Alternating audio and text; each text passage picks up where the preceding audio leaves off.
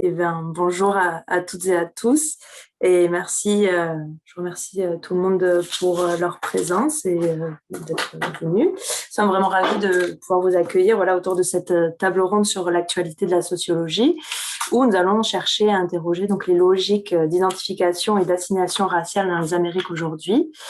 Nous accueillons donc, comme en tant que participante, Audrey Célestine, qui est maître de conférence à l'Université de Lille et membre du CERAPS.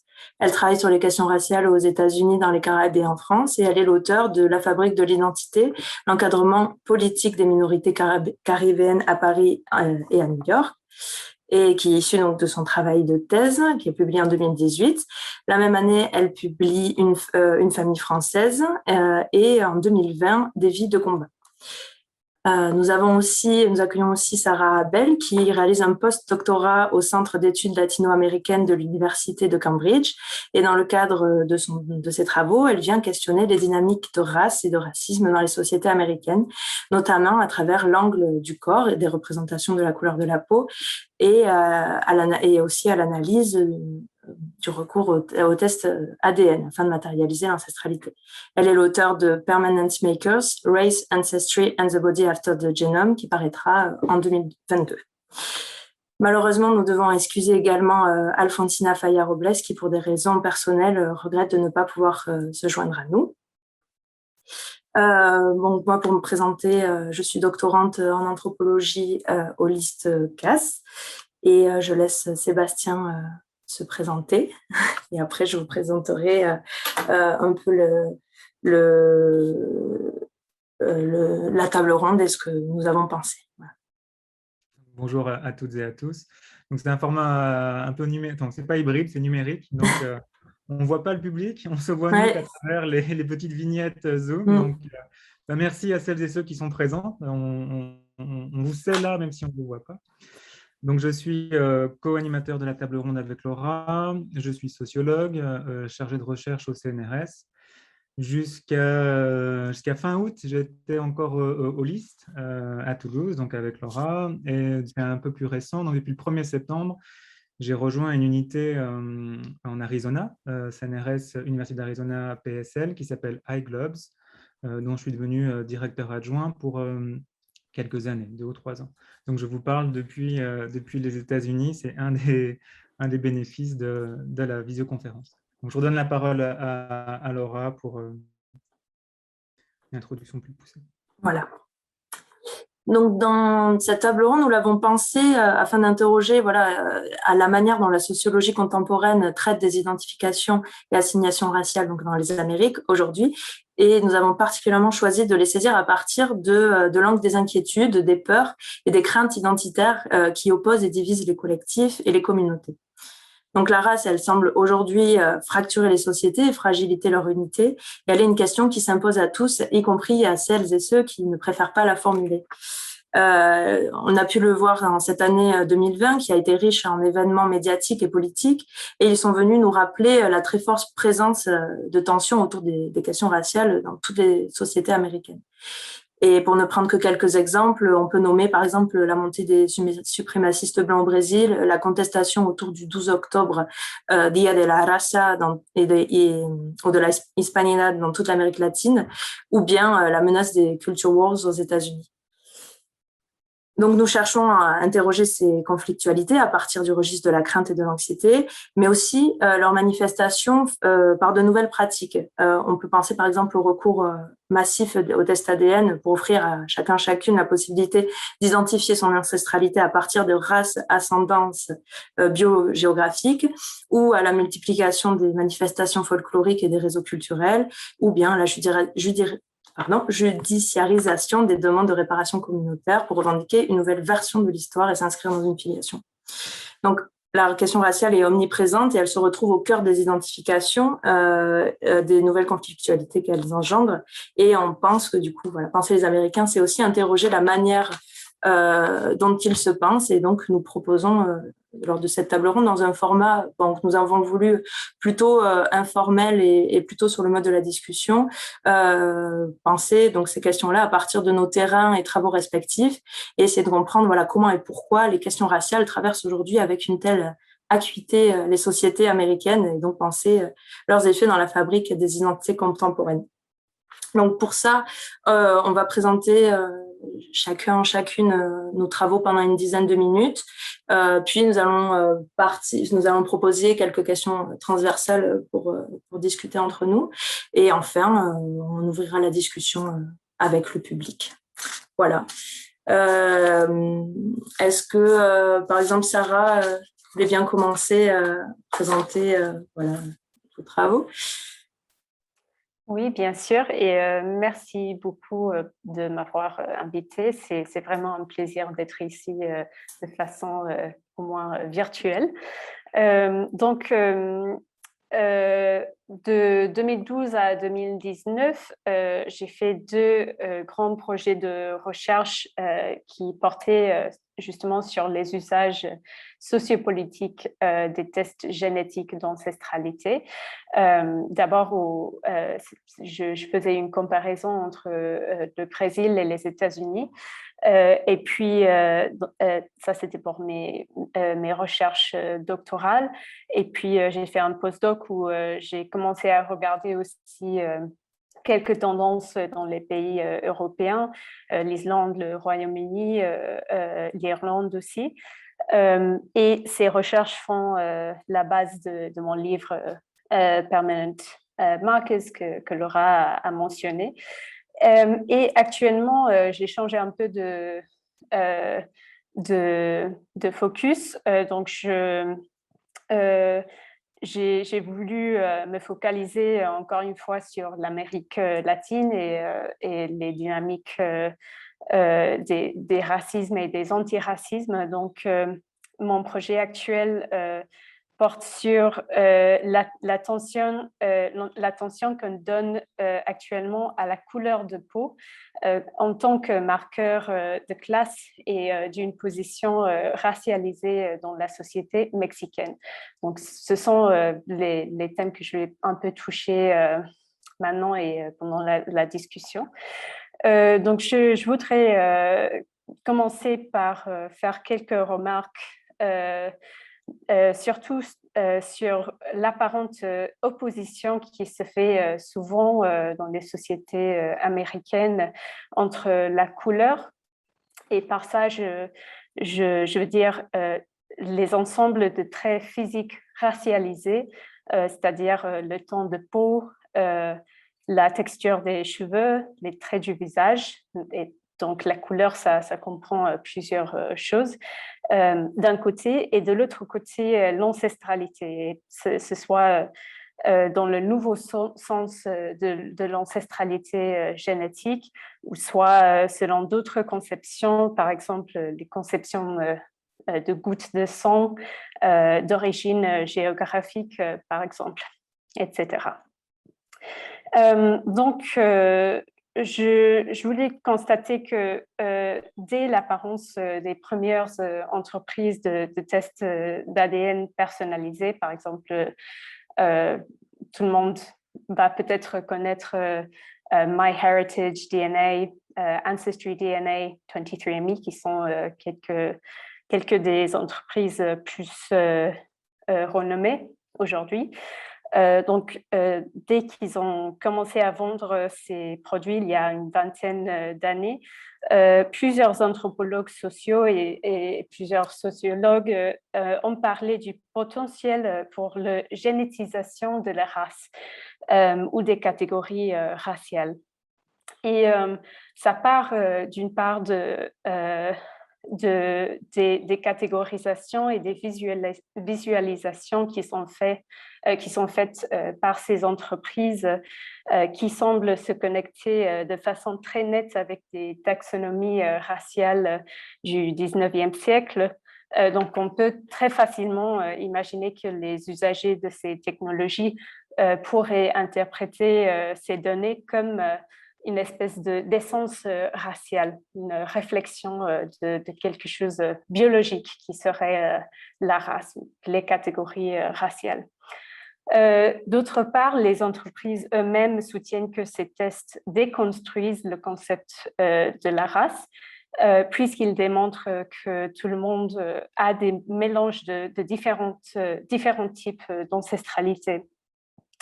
À mon avis, ça démontre un peu le biais anglocentrique du marché d'ancestralité, puisque il ne faut plus que regarder les sociétés latino-américaines pour comprendre que les racismes idéologiques et structurels peuvent très facilement continuer à exister dans des contextes où on croit que tout le monde, ou presque tout le monde, est métis ou a des ancestralités mélangées.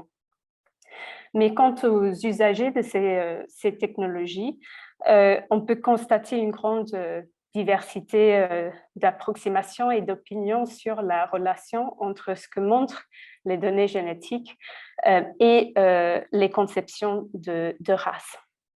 Donc, dans mes recherches, j'ai trouvé très généralement que la croyance que la race était une construction sociale plutôt qu'un fait biologique était particulièrement forte parmi des individus qui avaient connaissance des discours noirs militants, c'est-à-dire des discours critiques au racisme et qui reprennent cette idée des théories critiques de la race.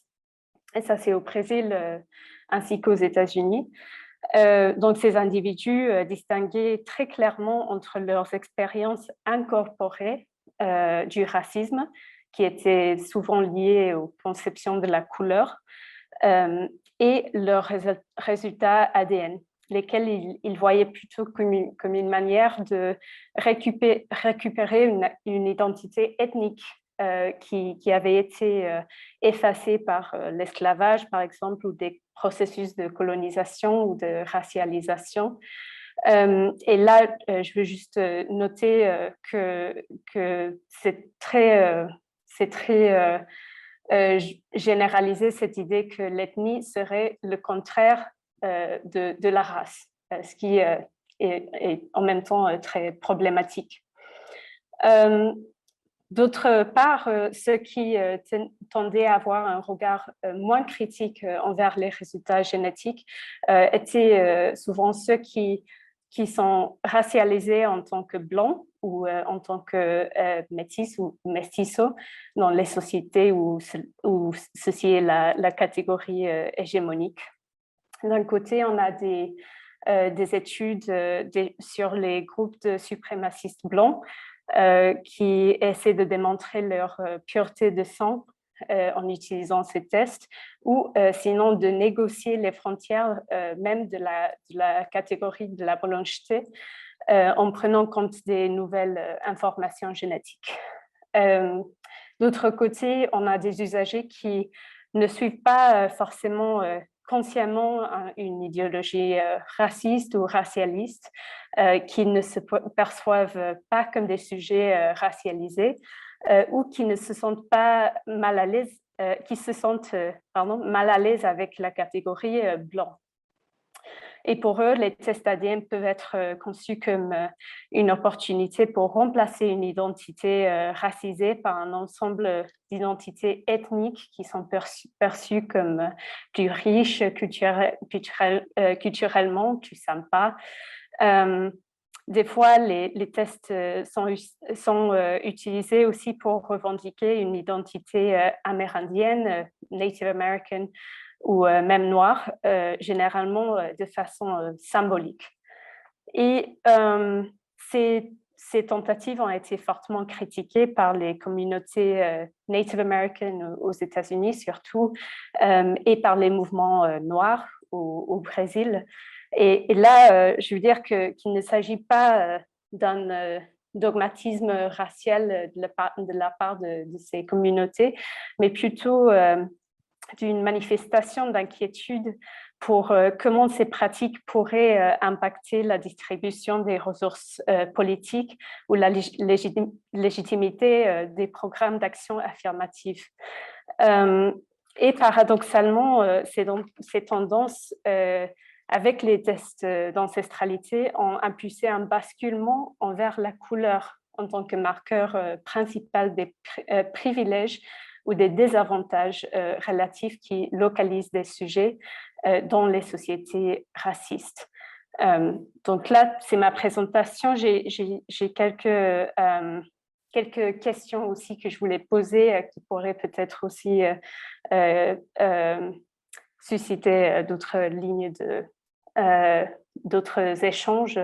Donc, j'ai bien aimé le concept des anxiétés autour de la race qu'a introduit Laura.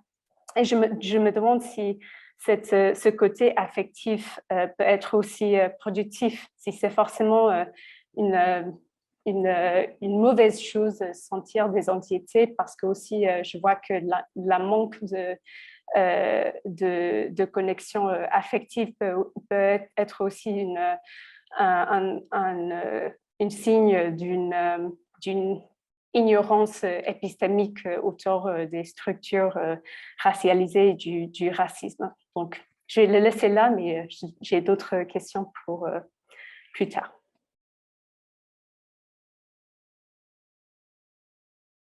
Merci beaucoup, Sarah. Super. Est-ce que Audrey serait d'accord pour poursuivre? Merci. Oui, bien sûr. Mon micro était... Bon, bonjour. Donc, oui, je m'appelle Audrey Célestine. Je suis à l'Université de Lille et je suis en poste en études anglophones, civilisation des États-Unis. Mais de formation, je suis politiste. J'ai fait une thèse de sociologie politique.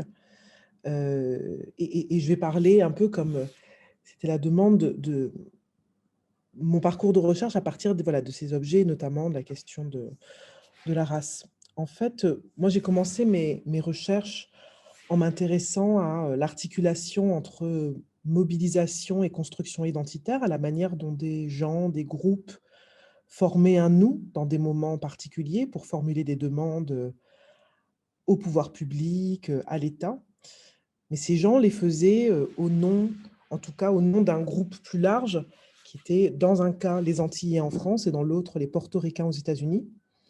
Donc c'était une thèse comparative qui devait me permettre de regarder comment se construisaient des identités collectives entre assignation et appropriation en fait d'un certain nombre de labels qui pour le plus souvent étaient au départ territoriaux, hein, les Antilles, Porto Rico, mais qui englobaient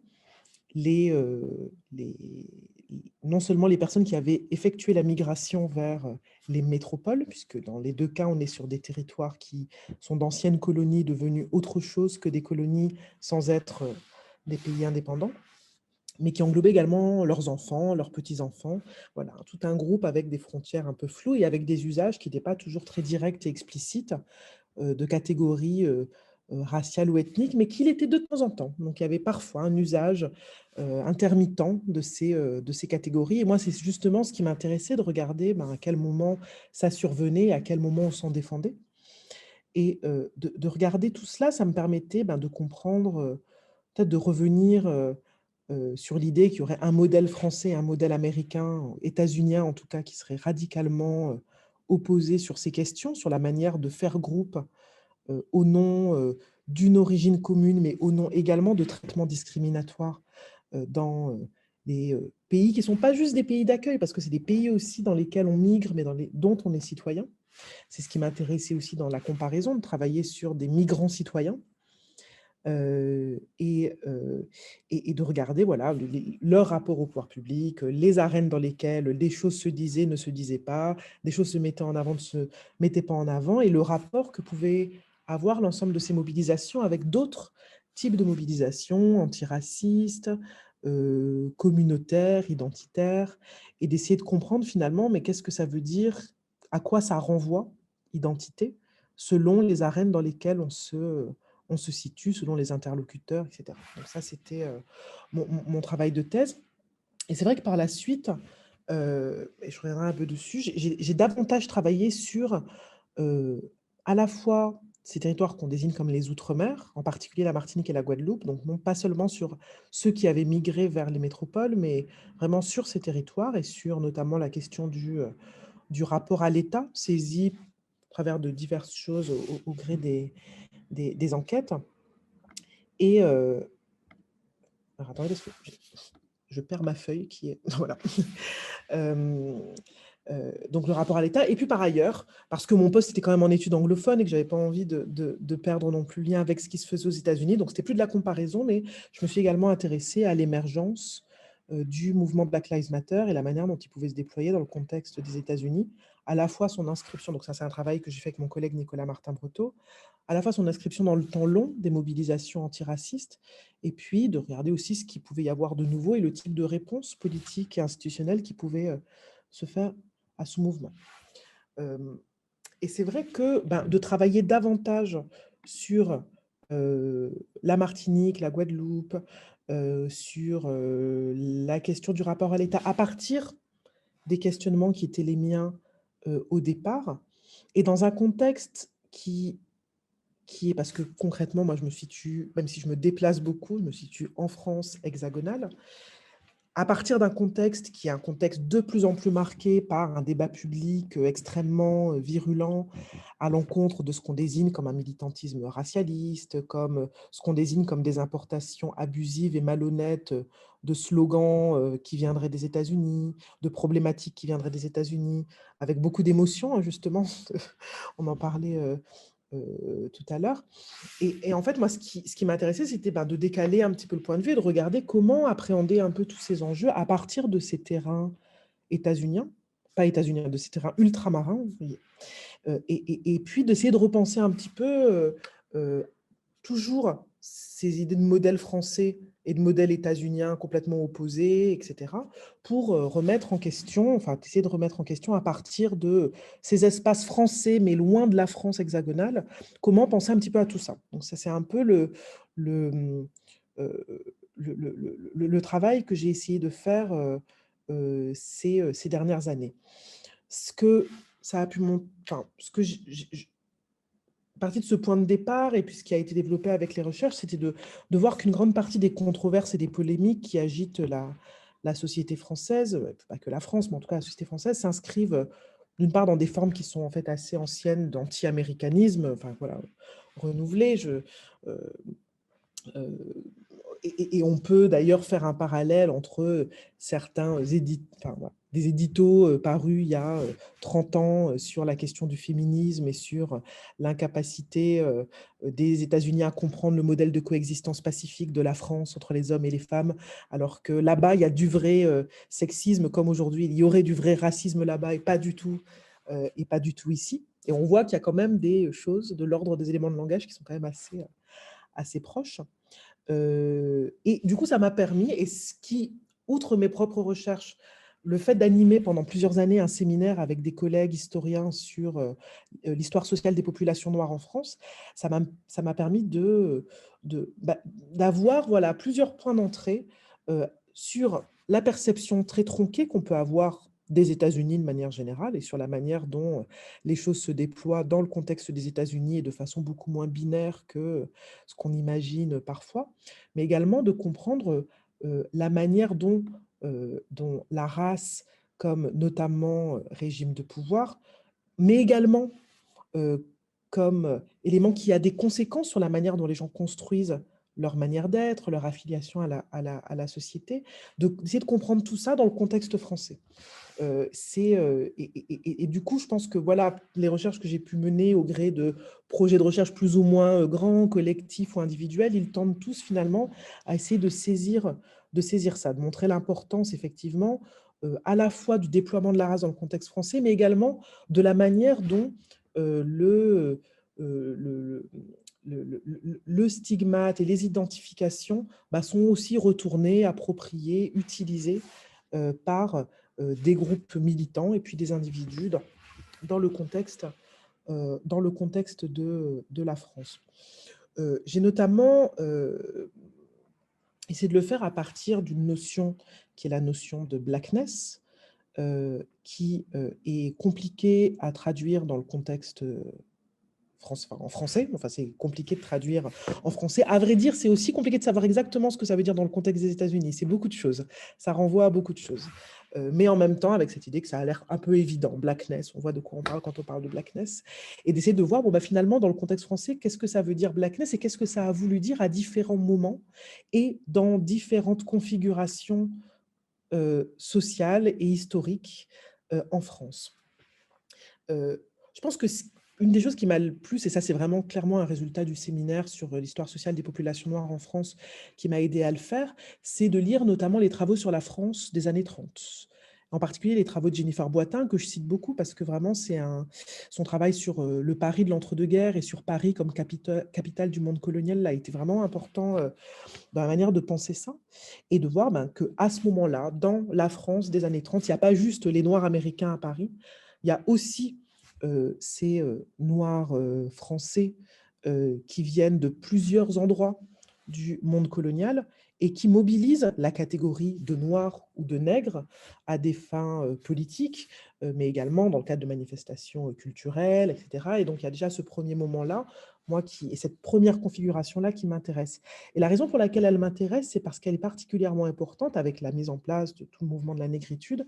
Elle est particulièrement importante pour pour la conception et la mise en œuvre d'une politique publique que moi j'ai regardée de manière plus attentive en Martinique dans les années 70, qui est toute la politique culturelle d'Aimé Césaire, qui est passé de poète de la négritude et étudiant dans le Paris des années 30 à maire de la ville de Fort-de-France à partir de l'après-guerre et pendant 45 ans, et qui va mettre en œuvre un certain nombre de dispositifs et de politiques culturelles au niveau local qui sont, pour le dire très rapidement, une forme de mise en application de la négritude dans le contexte de la Martinique. Voilà, la négritude faite politique publique en mettant en place un certain nombre d'activités culturelles, artistiques, accessibles aux quartiers populaires de la ville de Fort-de-France, avec pour objectif d'être à la fois comme une sorte de capitale du monde noir à partir des Antilles. Voilà, déjà de retourner complètement la manière dont on pouvait envisager la culture dans le contexte martiniquais de manière générale, d'avoir voilà, construire une culture populaire à partir d'un service municipal d'action culturelle, un peu comme ça pouvait se passer dans d'autres villes et communes de France à la même période, mais avec cette particularité qu'il y avait une attention portée à toute l'Atlantique noir, à ce qui se passait aux États-Unis, ce qui se passait en Afrique subsaharienne, en invitant Senghor à l'ouverture d'un festival, en invitant des réalisateurs, des metteurs en scène et des artistes venant de tout un tas de pays et tous du monde dit noir, tout en formant toute une génération d'artistes et d'enfants dans la ville de Fort-de-France et ça c'était l'un des objectifs explicites de la politique, en leur apprenant à se mettre debout et à en fait alimenter et cultiver une forme de fierté identitaire dans un contexte pensé comme un contexte particulièrement hostile, c'est le contexte à la fois du giron français, y compris après la fin de la colonisation, alors qu'il y avait eu la départementalisation, c'est-à-dire la sortie théorique en tout cas du moment colonial. Et ce moment-là, en fait, moi, il me semble très intéressant, d'une part parce qu'il y a un certain nombre d'activités qui s'y exercent et qui s'y font et qui seraient clairement qualifiées de communautaristes dans le contexte très contemporain de la France.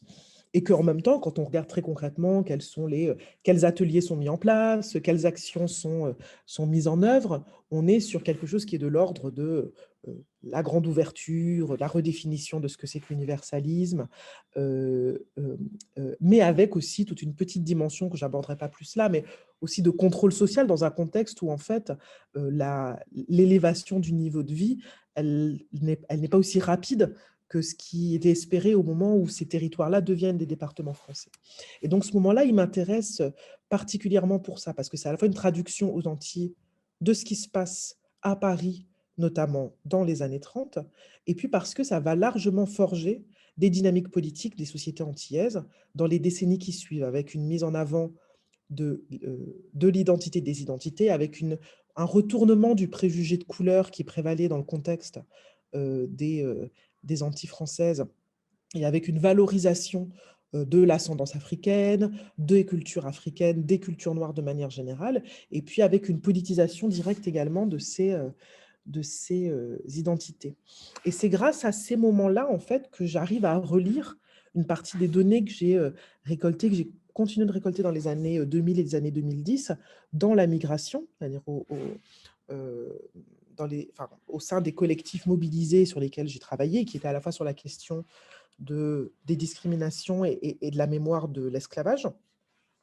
Et que voilà, ça me permet de comprendre à la fois un peu mieux les trajectoires d'une partie des militants que j'avais une première fois analysés dans un contexte qui était en fait très, très hexagonal. Même si je regardais la migration, je regardais beaucoup la manière dont eux avaient fait carrière à la fois professionnelle et militante dans le contexte de la France hexagonale, mais sans nécessairement le lier à des manières aussi de concevoir ce qu'était l'identité collective à partir des années 70 dans le contexte de la Martinique. Et alors, on avait une dizaine de minutes, je ne sais pas si j'ai pas largement dépassé ce temps. Enfin bon, bref, en tout cas, ça me permet d'essayer de penser un peu mieux, un peu plus finement la question de la race en France, mais également la question du renversement de l'assignation raciale et sa transformation en identité, parce que ça, c'est un processus qui m'intéresse, et d'essayer de le voir de plus en plus au miroir des États-Unis, c'est-à-dire comment est-ce qu'on s'approprie les débats de là-bas, et je l'ai fait à partir notamment de la réception des débats hexagonaux et états-uniens à partir de la Martinique. Mais on y reviendra tout à l'heure. Voilà, merci beaucoup. Sébastien, tu veux prendre le relais? Oui, je peux dire un mot. Alors, enfin, je vais être excessivement bref. En fait, préciser aussi un peu pour le public. Donc, c'est comme on est en visio, c'est vrai qu'on a fait un peu un pas de côté par rapport au format habituel de la table ronde. On a demandé aux intervenants d'avoir ce temps d'exposition parce qu'en fait, le format vidéo nous empêche d'avoir une discussion très fluide. Et donc, on s'est dit, plutôt que de se couper la parole ou d'avoir systématiquement des petites mains levées, etc., on a accordé à toutes les intervenantes ce temps en fait d'explicitation. Donc merci, merci à toutes les deux d'avoir joué ce jeu-là. Effectivement, c'est pas toujours évident de revenir un peu sur sa trajectoire et son parcours. De mon côté, je vais être très bref pour pouvoir après justement donner la parole à Laura qui fera aussi cet exercice-là, mais après pour avoir ce temps d'échange, d'exposer. Alors, je vais être bref parce qu'en fait, mon travail personnel sur des questions raciales est assez récent, en fait. Enfin, oui et non. Ça fait à peu près une quinzaine d'années que je travaille sur des questions, pour le dire vite, de mondialisation, de circulation, et beaucoup autour des circulations à la fois des personnes et à la fois des affects, des sentiments, des émotions. J'avais travaillé sur le tourisme sexuel en thèse. Après, j'avais travaillé en post-doctorat sur une autre question, la prise en charge des mineurs délinquants en banlieue parisienne. Et je viens de finir un cycle de plusieurs années sur l'adoption. Donc, parenthèse du postdoc, entre le tourisme sexuel et l'adoption internationale, effectivement, on voit dans les familles comment est-ce que vous pouvez avoir des circulations affectives. Il y a beaucoup d'amour, il y a beaucoup de care, de soins, d'empathie, mais en même temps, il y a aussi du pouvoir, y compris au cœur des agencements domestiques qu'a priori, on pense un peu extérieurs à des enjeux de hiérarchie et des problèmes de différence. Mais ça, c'est mes objets un peu anciens, si vous voulez. Depuis à peu près un an, je travaille sur autre chose. J'ai voulu travailler sur la crise environnementale que je saisis, alors toujours à partir de cet intérêt pour l'affectivité, pour les ressentis, la subjectivité, mais que j'essaie de saisir en fait à partir du sentiment ou des sentiments que peuvent susciter la probabilité de notre fin ou la possibilité de l'extinction ou le fait qu'on vive un temps qui est marqué par des inquiétudes assez radicales quant à, encore une fois, si on reprend les discours qui sont en circulation, qui ont souvent un fondement scientifique, qu'on vit peut-être les dernières années d'un temps et d'un moment.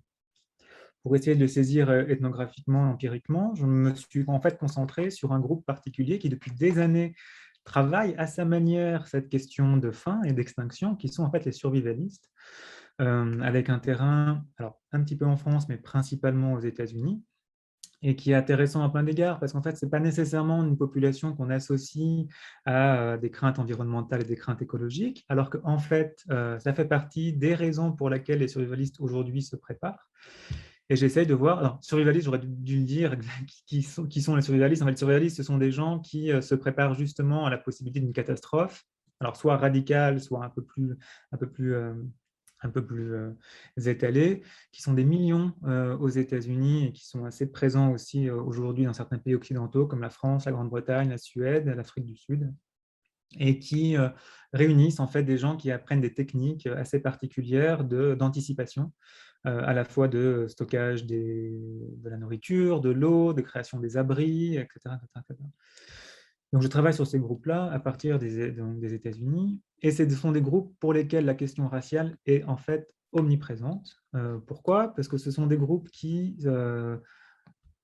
quasi exclusivement sont blancs, sont ultra-conservateurs, enfin conservateurs, voire ultra-conservateurs, et qui adossent leur politique de préparation à la catastrophe à tout un ensemble à la fois discursif et pratique qui vise en fait à reconstituer une certaine fierté blanche, une certaine identité blanche, avec l'idée que le meilleur moyen de se préparer, le meilleur moyen de faire face, le meilleur moyen d'être prêt pour affronter le jour anticipé de la fin, c'est de renouer avec une certaine américanité, américain, ou en tout cas une certaine virilité, une certaine blanchité aussi, une certaine conscience de soi, une certaine aptitude que le confort moderne, que le capitalisme, que, alors dans le cas américain, que les libéraux, que la gauche, la déliquescence de la société américaine aurait progressivement entaché, et donc de renouer avec ce qu'eux pensent être les vraies valeurs qu'ils ont envie de défendre.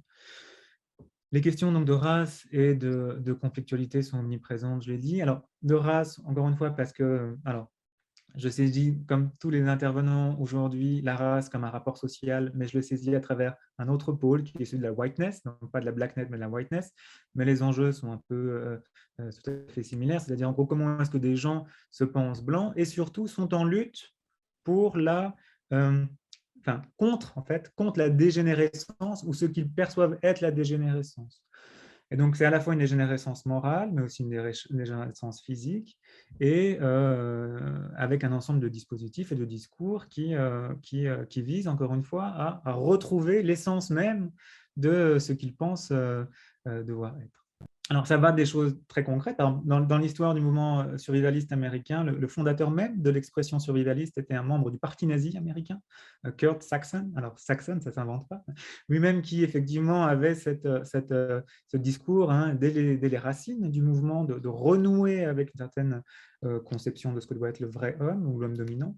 Alors évidemment, il y a une soixantaine d'années, donc ça s'est diffusé, mais aujourd'hui, si vous fréquentez les groupes survivalistes, ça reste encore une fois très présent, avec cette idée qu'il faudrait lutter contre les migrants, il faut lutter contre les Noirs, alors c'est toujours très mélangé, c'est les migrants latinos, mais aussi les Noirs, mais aussi les pauvres, etc. Mais en tout cas, il y aurait des assauts, des gens qui sont en train d'attaquer ceux qui sont véritablement ce que devraient être les vrais Américains en résistance. Et donc, tout le discours qui se déploie est un discours de valorisation, encore une fois, de cette whiteness, de cette blanchité. Et le deuxième aspect qui m'intéresse, c'est cette conflictualité, c'est-à-dire qu'il ne s'agit pas uniquement de défendre la whiteness, parce qu'en fait, toute leur rhétorique de la défense est en fait une politique de l'attaque, pour le dire concrètement, c'est-à-dire ce sont vraiment des gens qui se préparent à une attaque possible, avec tout simplement des armes, des techniques guerrières, avec une imagerie aussi qui est très inspirée de la guerre, avec une proximité très forte au niveau américain avec le monde des vétérans, avec le monde des law enforcement, donc de la police, des forces de l'ordre, avec une proximité revendiquée, alors qui n'est pas toujours effectivement dans les faits, mais revendiquée avec l'armée, avec une certaine... Enfin, ils le disent toujours qu'il s'agit de défendre, de retrouver une certaine forme de fierté, mais en fait, ça passe concrètement, encore une fois, par des dispositifs très agressifs qui sont revendiqués, qui sont pour certains assez complexes, mais en fait structurés, et encore une fois, qui visent à préparer ce qu'ils disent craindre, c'est des formes de guerre civile, mais en fait, il y a une véritable technique et tactique qui vise à armer certains groupes et à promouvoir auprès d'eux une certaine représentation d'un combat à venir qui doit être celui, encore une fois, d'après la plupart des personnes que je fréquente, de renouer avec une certaine, ce qu'ils appellent fierté. Alors, le mot est compliqué, hein, mais en tout cas une certaine fierté, fierté blanche et fierté américaine. Donc voilà, et là, je vous parle depuis une chambre d'hôtel, en fait, dans Caroline du Nord, parce que je vais assister à une convention Prepper, Prepper, donc survivaliste, dans quelques jours même, à 40 km. Il y a effectivement des conventions, il y a des forums, des espaces, il y a des camps, camps, où on apprend ces techniques-là, on achète les armes, on apprend à les manipuler, etc. Et donc, je vais assister à ces événements-là. Je m'arrête là parce qu'encore une fois, mon terrain est assez récent. Contrairement aux autres intervenants, je n'ai pas la profondeur encore ethnographique pour pouvoir vous amener davantage d'éléments, mais c'est simplement pour expliciter un peu davantage d'où je parle et à partir de quelle position à la fois personnelle et de recherche, j'aborde les questions effectivement d'inquiétude et d'anxiété raciale, pas à partir de ceux qui sont nécessairement a priori perçus comme racialisés, mais ceux qui produisent à la fois produisent aussi de la race, mais d'un autre pôle, d'un autre aspect, et qui produisent surtout, encore une fois, je l'appelle politique de l'attaque, on peut l'appeler peut-être autrement, mais en tout cas, une action concrète de préparation à la guerre qui inclut très fortement une dimension raciale. Voilà, je vous remercie.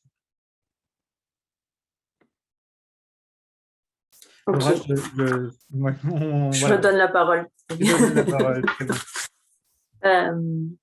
Oui, alors moi, de mon côté, je fais un petit travail, je fais un petit pas de côté par rapport à mon travail de thèse en abordant la question de la race, puisque là, je suis donc doctorante en anthropologie et moi, directement, je questionne la problématique de la mémoire et de l'identification à un pays d'origine dans un contexte post-migratoire.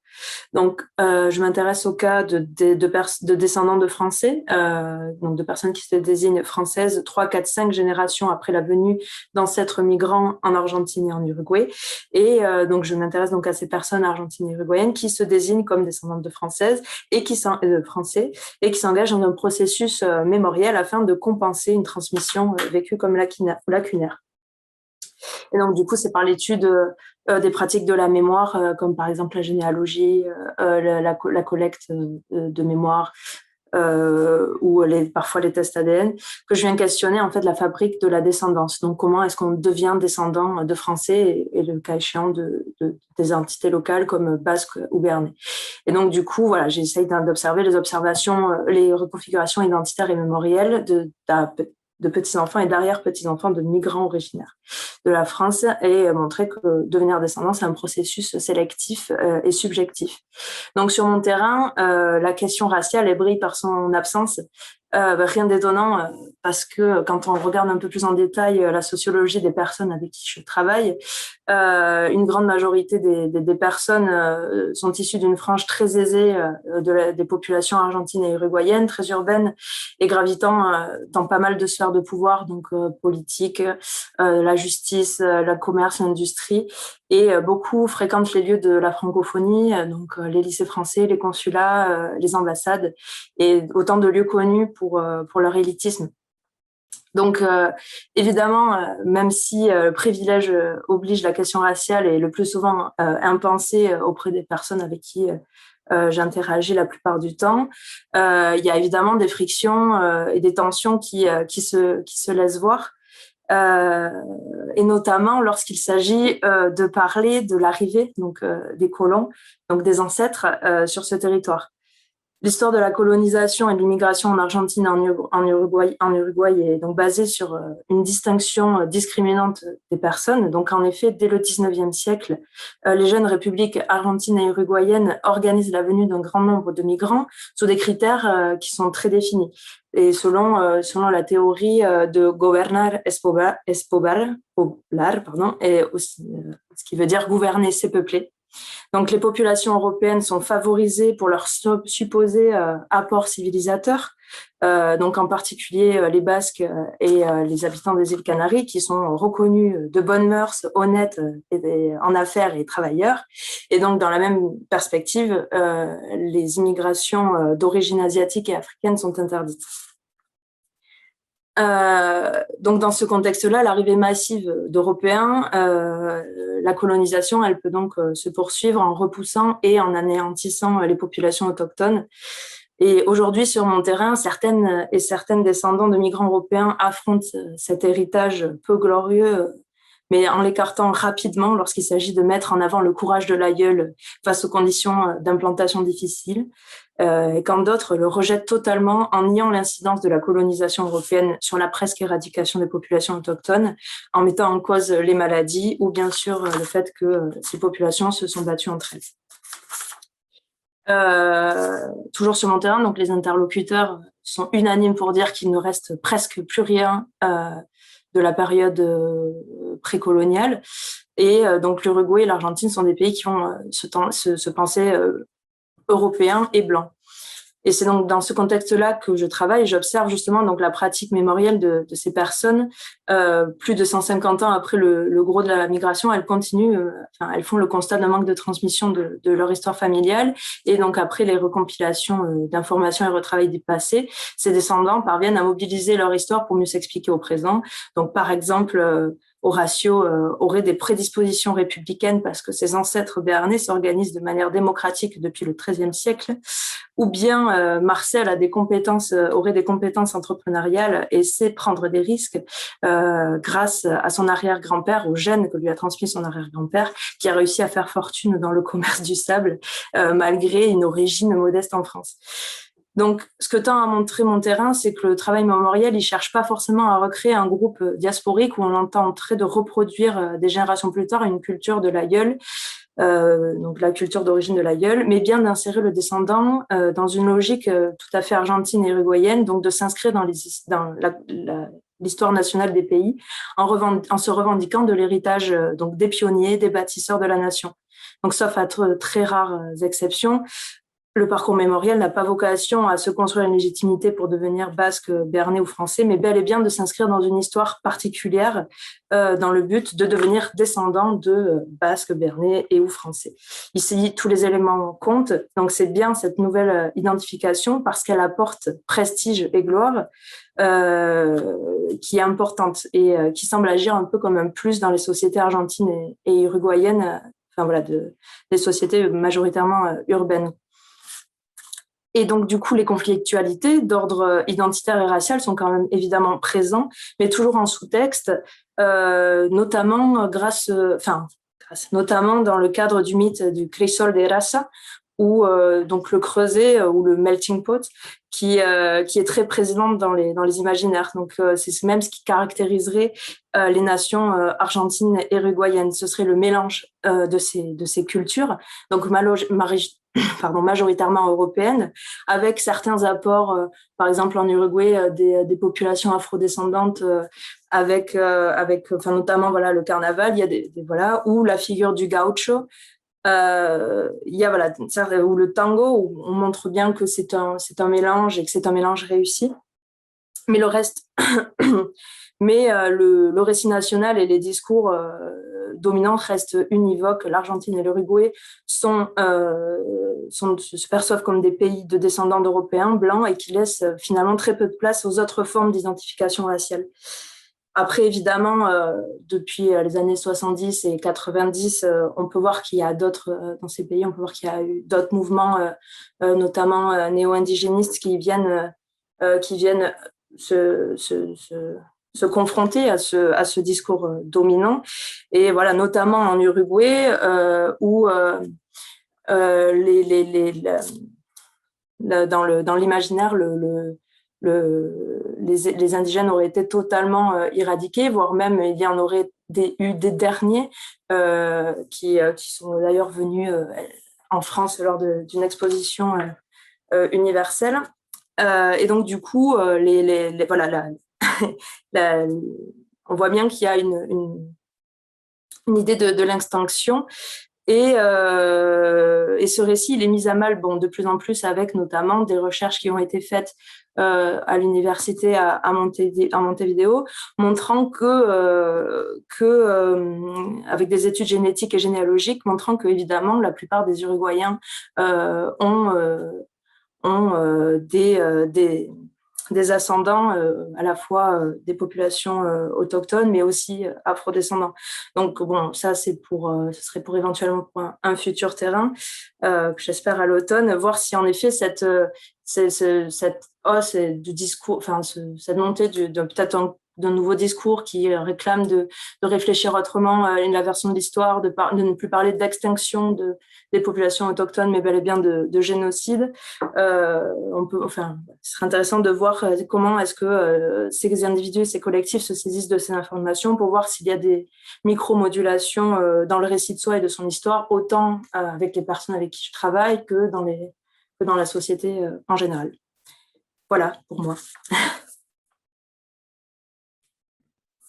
Merci beaucoup, Laura. Alors, on n'a pas nécessairement, comme on l'a déjà dit, en fait, on n'a pas nécessairement un retour de la salle, donc on ne vous voit pas.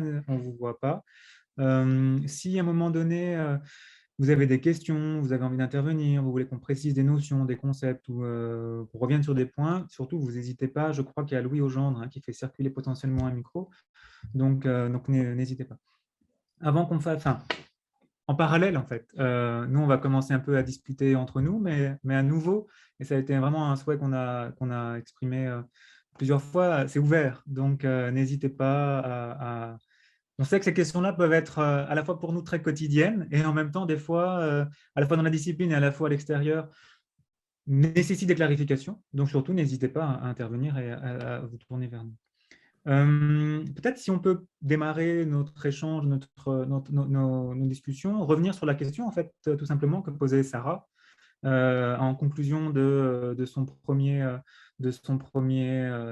exposé. Qu'est-ce qu'on fait, en fait, des questions affectives dans le traitement de la race? Pourquoi est-ce qu'on y accorde? Alors, certainement avec des sensibilités un peu différentes, mais on y a toutes et tous plus ou moins d'importance. Et la question que tu posais aussi, Sarah, est-ce qu'au final, les anxiétés ou les inquiétudes ne sont pas aussi potentiellement positives parce qu'elles produisent justement une forme de conscience, qu'elles participent d'une compréhension renouvelée et potentiellement d'une interrogation et en fait, je voulais revenir là-dessus parce que je crois que c'est très juste.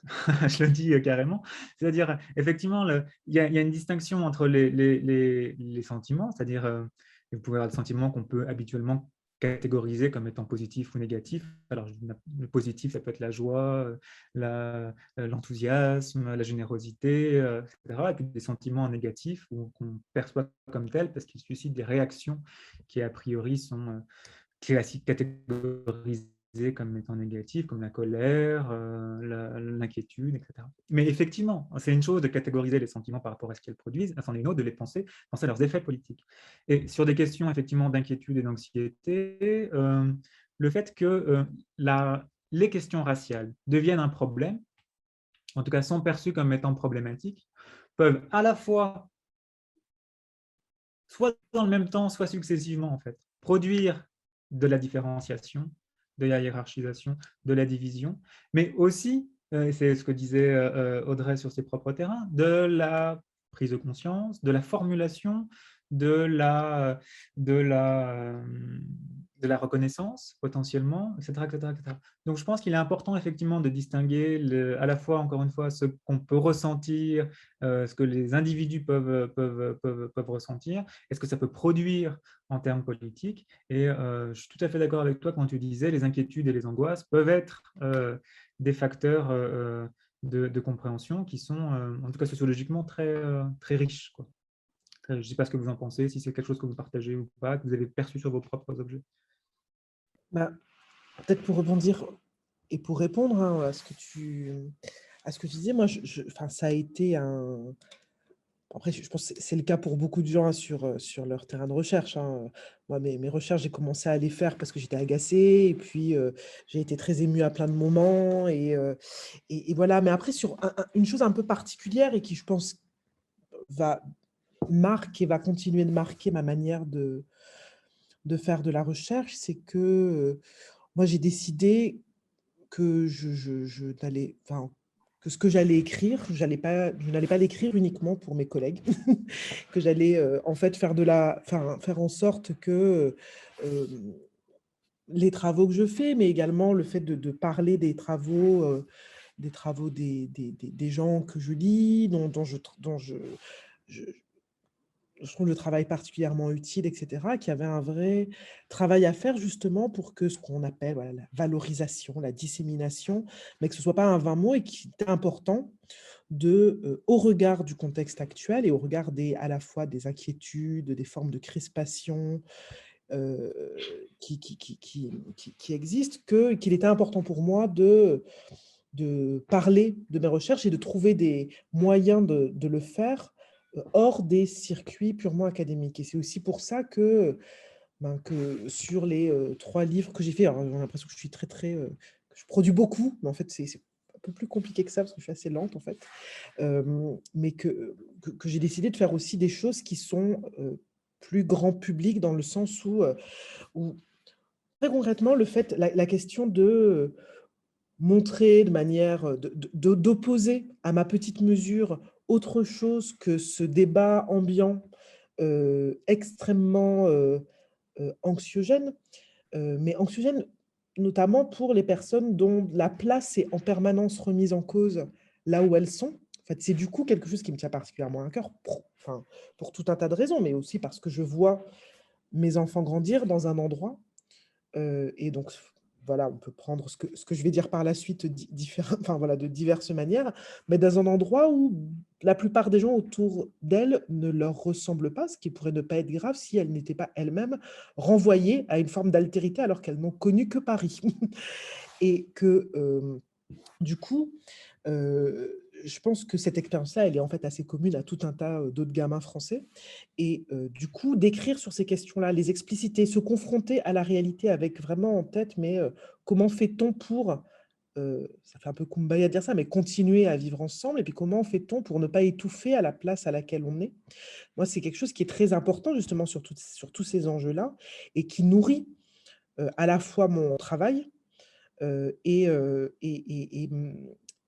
voilà, et la manière dont j'envisage la diffusion de ce travail-là. Et en fait, de me dire que ça contribue dans une toute petite mesure, hein, mais que ça contribue malgré tout à faire que dans toutes ces questions, on puisse y voir un peu plus clair, qu'on puisse se dire c'est compliqué, mais bon, c'est comme ça, c'est compliqué, voilà, ou c'est très simple. Voilà, c'est des choses qui sont particulièrement importantes et qui renvoient, bah, d'ailleurs, quand j'entendais la communication de Sarah sur l'intérêt, l'engouement pour les tests, il y a quelque chose hein, sur une forme de passion des origines qui existe, qui est là, dont on fait plusieurs choses, hein, qu'on politise ou pas, mais qui concrètement est très présent dans la vie des gens, que ce soit désigné de cette manière-là ou pas. Et du coup, voilà, pour moi, c'est de m'adresser à des personnes qui sont en permanence dans le débat public, et ça ne va pas s'arranger dans les mois qui viennent, renvoyées à une altérité radicale, hein, comme dirait notre collègue Sarah Mazouz. Ben, voilà, pour moi, c'est important et ça nourrit en tout cas beaucoup à la fois la recherche et tout ce qui va après la recherche. Alors, je ne sais pas si ça répond un peu à la question que tu posais, mais voilà.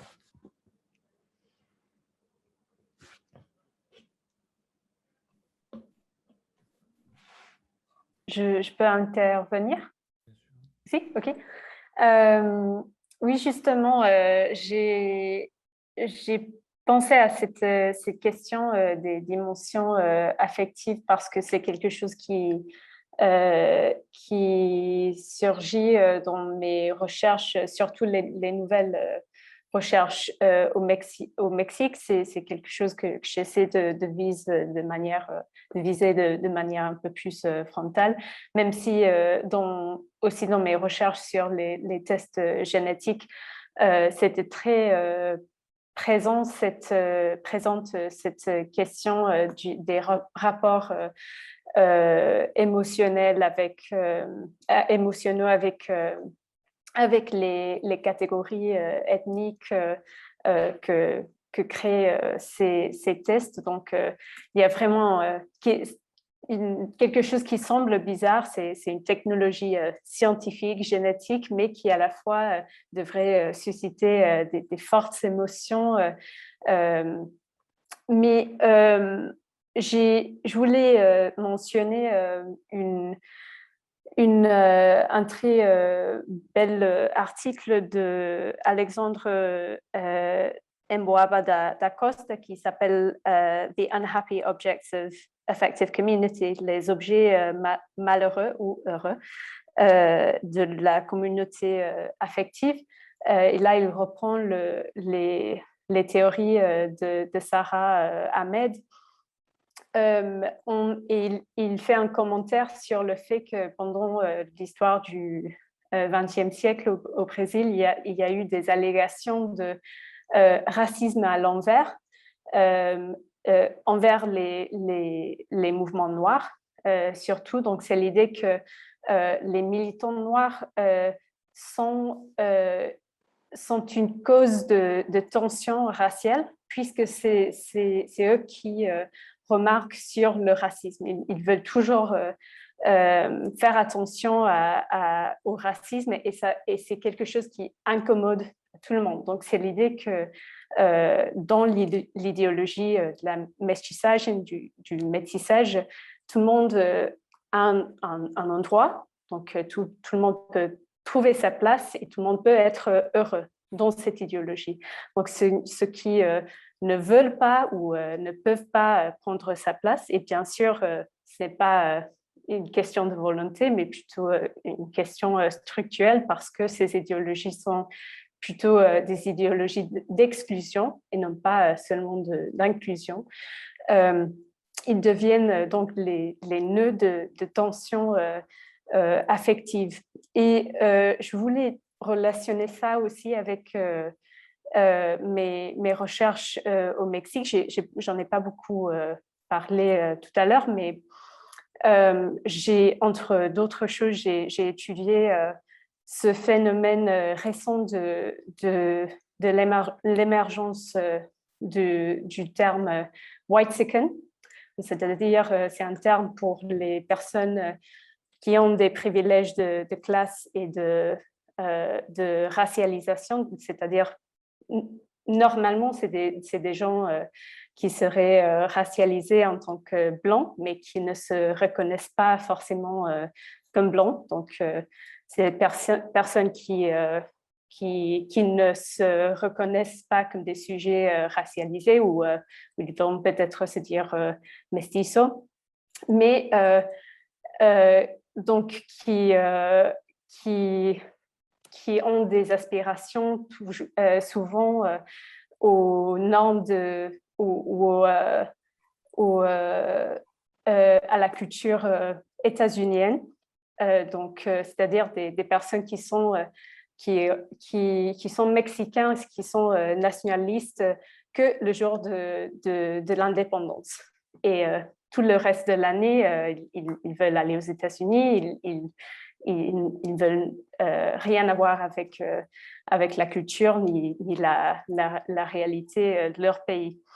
Et ce terme a été mobilisé de manière satirique et ça a causé beaucoup de débats, beaucoup de tensions, puisque ça a été pris comme un terme, comme un insulte raciste, même si c'est en réalité une manière de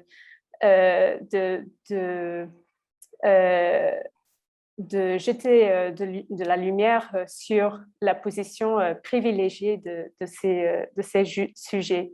Et ça m'a fait penser à si c'est une manière effective d'introduire les questions des structures racialisées, des structures du racisme dans des sociétés comme le Mexique, où il n'y a pas beaucoup justement, l'idéologie du mestizaje a fait a créé une lacune autour du concept de la race. Il y a l'idée qu'il n'existe pas de race, donc il n'existe pas de racisme. Est-ce que l'usage de ces termes est vraiment productif? C'est intéressant, bien sûr, mais je trouve que très souvent, et même pas dans d'autres contextes, faire l'attention à des marqueurs incorporés comme la couleur, par exemple, peut avoir des effets contre-productifs, dans le sens où ça crée des réponses affectives très fortes.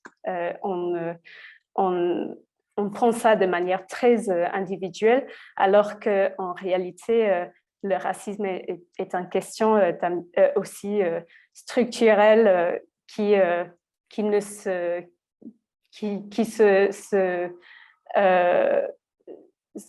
se cristallise des fois au niveau des corps, mais qui est aussi un problème plus global. Et donc, il y a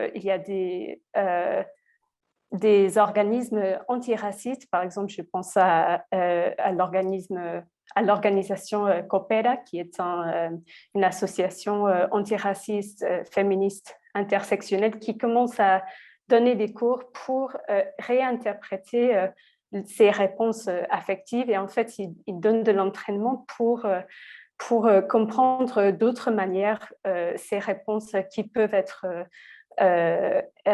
expérimentées en tant comme des sentiments désagréables, forts, négatifs, et pour essayer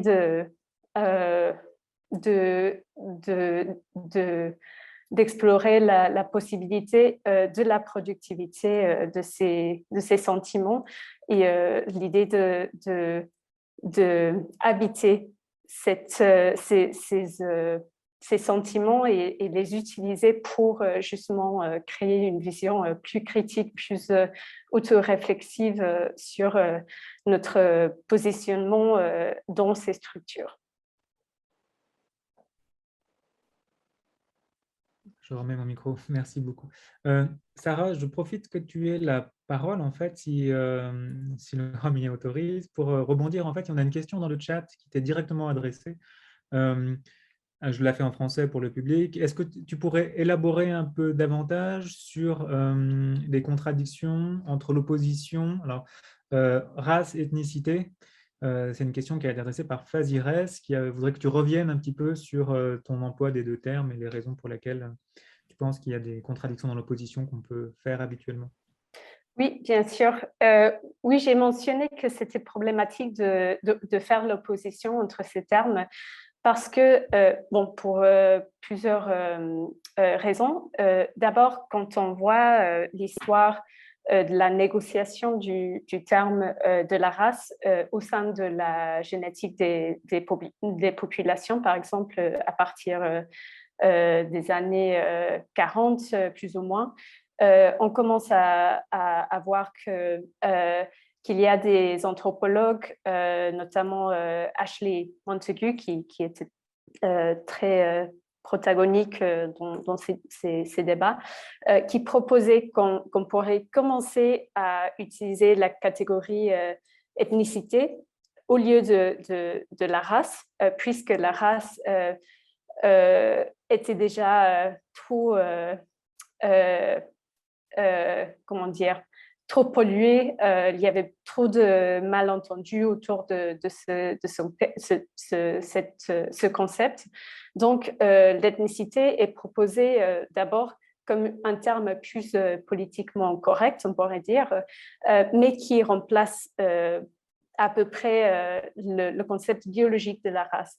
Donc, si on le pense, le concept d'ethnicité rassemble généralement des concepts de sang, donc de généalogie, généralement avec une dimension génétique ou biologique. Aussi un concept de peuple qu'on peut identifier à un peuple plus ou moins unis, et aussi un concept d'origine géographique ou un lien avec un terrain. Donc, dans son ensemble, ce concept n'est pas si différent à certains concepts de race. Et avec les tests génétiques, les entreprises ont mobilisé ce concept d'ethnicité génétique, puisque je pense que pour eux, ils trouvaient que c'était différent à la race. Ça avait des connotations plutôt sympas.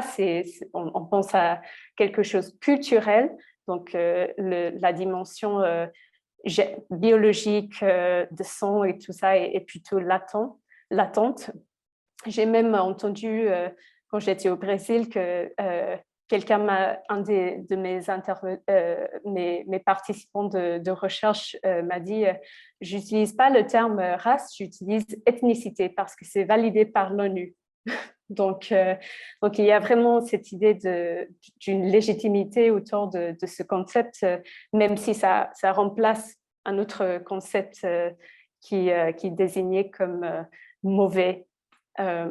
Donc, c'est pour ça que je dis qu'il faut faire attention avec ces catégories qui peuvent paraître meilleures, mais qui font le même travail. Merci.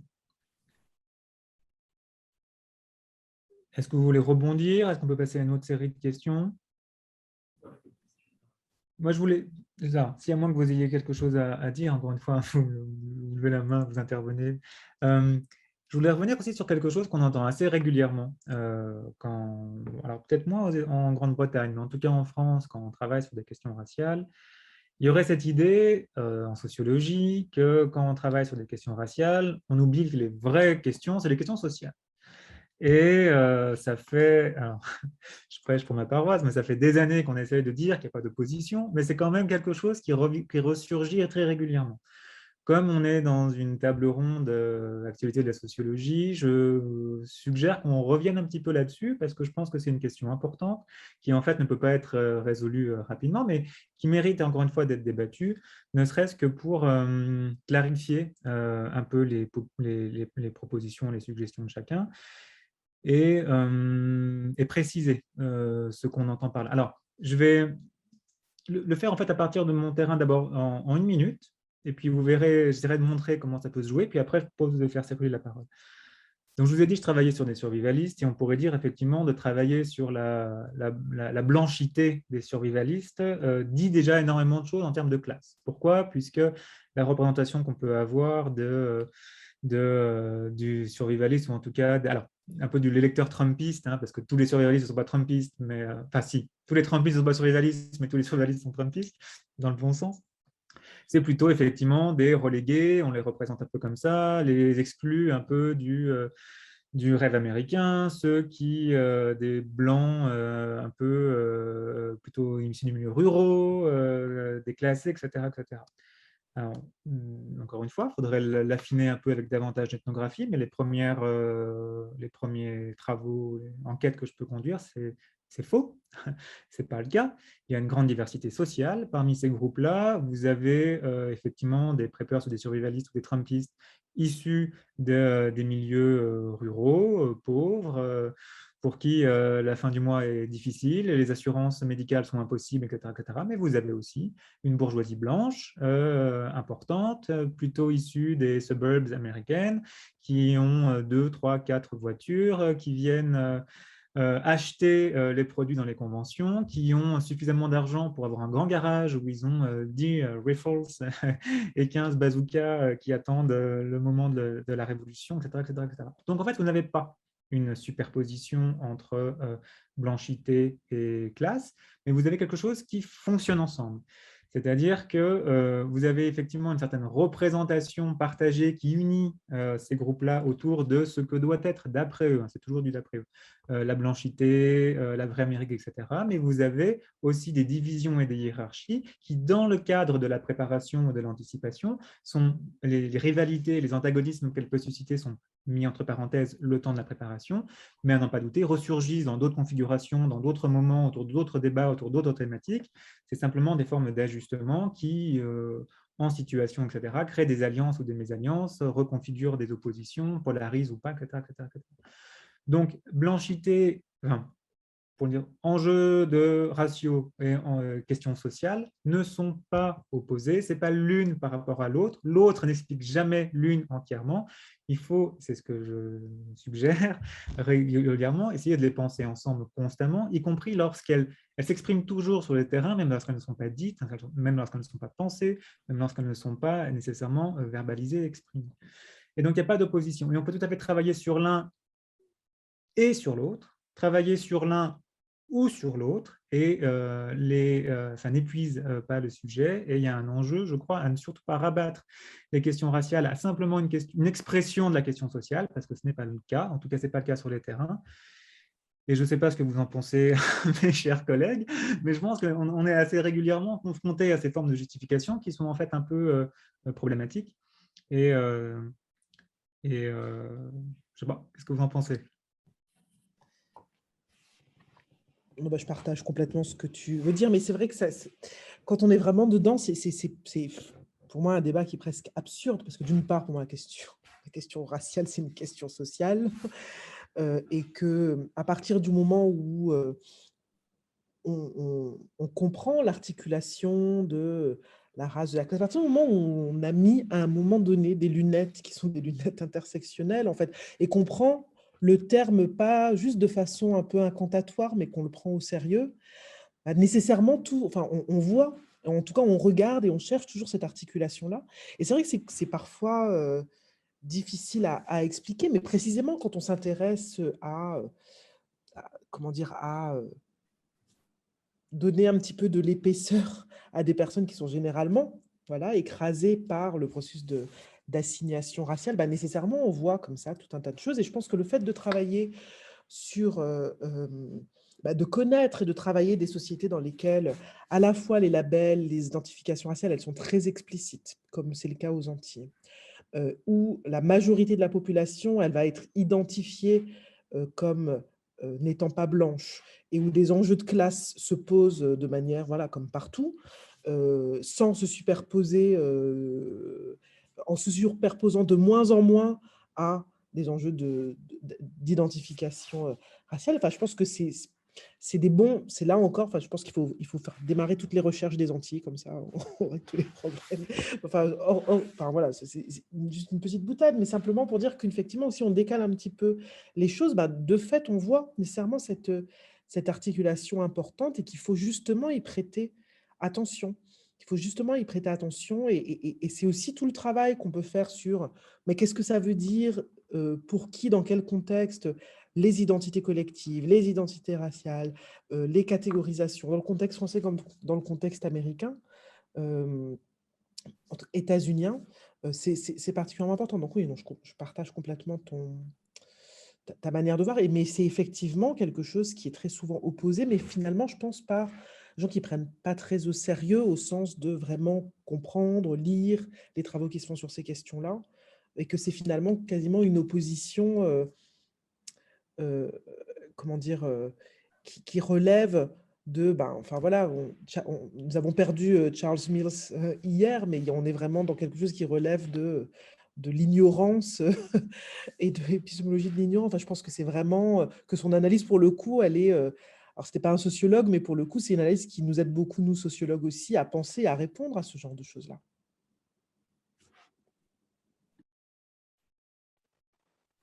J'y vais, ou tu veux dire quelque chose, Laura? Ok. Oui, moi aussi, je trouve ça très, très pertinent, cette question. Et moi aussi, c'est quelque chose qui se passe tout le temps dans des sociétés, dans toutes les sociétés, mais notamment dans les sociétés latino-américaines, cette idée que c'est la classe et non pas la race. Si c'est l'un, l'autre n'existe pas. C'est complètement j'allais dire que c'est contre-productif, mais en même temps, c'est très productif dans une dynamique d'évasion, d'échapper une question qui incommode. Et là, oui, je suis très d'accord avec Audrey. J'allais dire aussi, j'allais remarquer sur ce que tu avais dit sur l'effet des discours anti-américanistes, cette idée que le vrai racisme, c'est là-bas, donc c'est pas ici. Ce sont des discours très efficaces pour justement déplacer le problème. Et j'ai l'impression, par exemple, que personne ne veut se reconnaître comme partie de la catégorie hégémonique. Donc là aussi, j'ai trouvé très intéressant ce que tu disais, Sébastien, sur cette idée que les rhétoriques de défense sont les politiques d'attaque. Donc, les discours des suprémacistes, des survivalistes, c'est qu'on est dans un état de minoritaire où on est en train de devenir une minorité raciale à cause des Mexicains, à cause des Latino-Américains qui vont aux États-Unis. Il y a toujours cette idée de ne pas vouloir reconnaître une réalité de rapport de pouvoir, de positionnalité dans ces rapports. Et je trouve que c'est souvent quelque chose qui passe par ces discours ou cet intérêt pour l'ancestralité. Ça peut très facilement être une manière de ne pas voir son positionnement actuel. Donc, je recherche, mais comme a dit Laura, je recherche mes aïeuls qui sont venus, qui étaient des ouvriers, qui sont venus dans des conditions très difficiles. Et donc, j'adopte cette identité qui déplace ma propre identité de classe et ma position racialisée.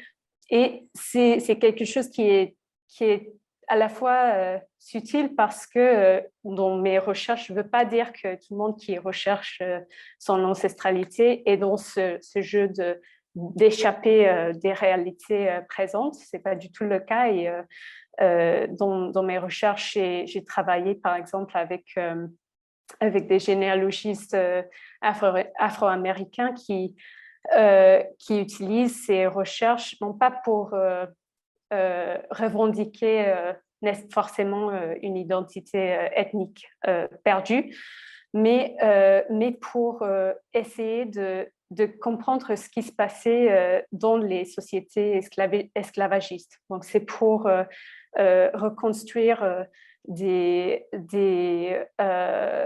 arbres généalogiques où il y a des lacunes, justement parce qu'il y a un parent blanc qui ne voulait pas adopter ou qui ne voulait pas reconnaître ses enfants métis ou noirs.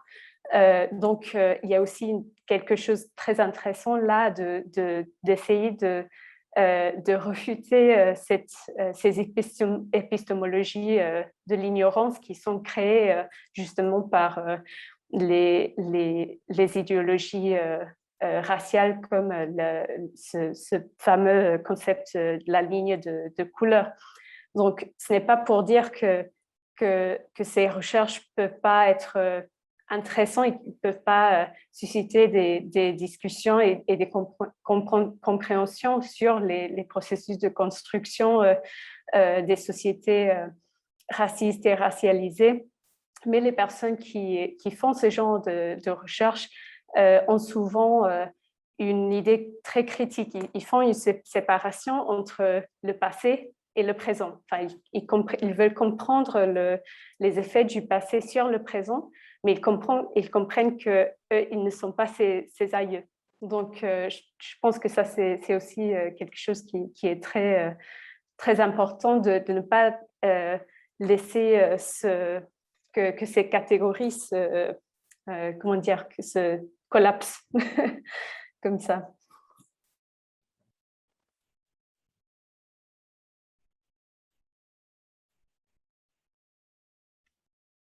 Laura, est-ce que tu veux réagir? On enchaîne avec une autre question. Alors, pareil, hein, si vous avez des questions, vous n'hésitez pas. On avait aussi, en préparant un peu la table ronde, essayé de réfléchir, est-ce qu'il n'y avait pas un enjeu aussi empirique, ethnographique, parce qu'on est tous plutôt des pratiquants d'approches, alors pas exclusivement, mais principalement qualitatives. Quels sont un peu les enjeux ou les questions qui peuvent se poser dans la saisie, pour le coup, empirique des questions raciales? Parce qu'on pourrait croire qu'en fait, comme ça se voit, c'est évident, mais en fait, ça l'est pas du tout, parce que d'une part, ça se voit pas.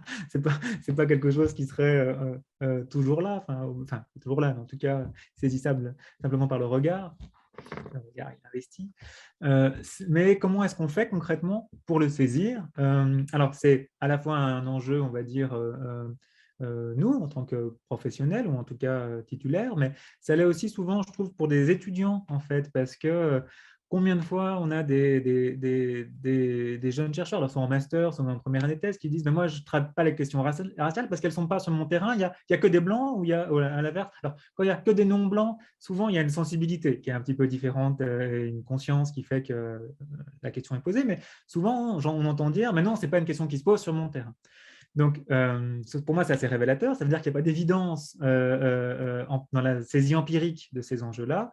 Donc, une des séries de questions qu'on avait un peu avec les différentes intervenantes, c'est comment est-ce que vous procédez empiriquement? Est-ce que vous avez été confronté comme ça à des difficultés pour les saisir, et comment est-ce que vous les avez potentiellement résolues?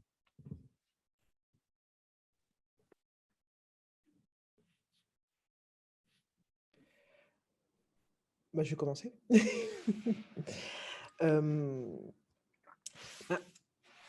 En fait, on commence parfois avec des formes de maladresse, et je pense qu'il faut aussi voilà, dire à nos étudiants, on ne s'y prend pas toujours très bien, et qu'effectivement, il y a toujours cette angoisse, cette peur, précisément quand on est dans une volonté de déconstruire les catégories, de comprendre et saisir les processus par lesquels se forgent des assignations, d'assigner soi-même, même par l'écriture, à des groupes, à des catégories, etc. Et c'est vrai que du coup, cet inconfort, je pense qu'il faut le mobiliser, et qu'il faut un peu, moi je sais que la lecture du chapitre je vais reparler de Sarah Mazouz, mais où elle parle justement de cette espèce de principe de prudence, en fait, quand on écrit, il y a pas, qu'il est important, qu'en fait, d'être toujours inquiet de ce qu'on dit, de ce qu'on écrit, quand on mobilise ces catégories. Alors, et d'être toujours très au clair sur mais de quoi est-ce qu'on parle exactement? Est-ce qu'on parle de formes d'identification par l'État? Est-ce qu'on parle de la manière dont les gens vont s'affilier, vont eux-mêmes mobiliser des catégories? Je pense que faire attention à la manière dont les gens se dessinent eux-mêmes, c'est en fait central. Voir comment des groupes intermédiaires vont produire eux-mêmes une manière de désigner, des gens vont eux-mêmes se réapproprier, et finalement d'essayer de comprendre davantage, et c'est ce que je dis aussi, finalement, de comprendre qu'est-ce que c'est qu'un blanc, qu'est-ce que c'est qu'un noir. C'est pas vraiment la question qui importe, c'est peut-être pas notre sujet, mais qu'en revanche, de comprendre à quel moment, dans quelle configuration tout cela advient et se maintient ou ne se maintient pas, que c'est ça finalement notre travail, c'est de regarder ça, c'est de regarder à la fois comment ça advient, comment ça se durcit, et à certains moments, dans certains contextes, dans certaines configurations, et comment voilà, ça repart. C'est important, et du coup ça implique cette espèce de prudence au moment de l'écriture, et de la mobilisation de ces catégories-là, quitte à faire, moi c'est souvent ce que je dis, encore une fois en forme de boutade à mes étudiants, mais quitte à faire des phrases un petit peu plus longues, mais en fait c'est des sujets qui méritent qu'on fasse des phrases un tout petit peu plus longues, mais du coup on dit les choses de manière un tout petit peu plus fine, parce que finalement on ne peut pas se contenter de c'est une construction sociale, etc. Enfin, il faut le prendre au sérieux ce qu'on dit, et du coup si on le prend au sérieux, ça ne veut pas du tout dire que ça n'a pas des effets extrêmement forts et durs sur la réalité sociale, parce que ce n'est pas un hasard si on classifie les gens de telle manière, et si ça tient davantage que les gens qui ont des toutes petites oreilles ou les gens qui ont des nez pointus. Enfin, voilà, pourquoi est-ce que c'est ça qui tient et pas autre chose? C'est des histoires qui sédimentent tout cela et que finalement, notre travail, c'est de comprendre comment ça se configure et comment ça se maintient. Et que ça, je pense, voilà, ça fait partie des conseils qu'on peut donner aux étudiants quand ils rentrent sur le terrain, de bien saisir aussi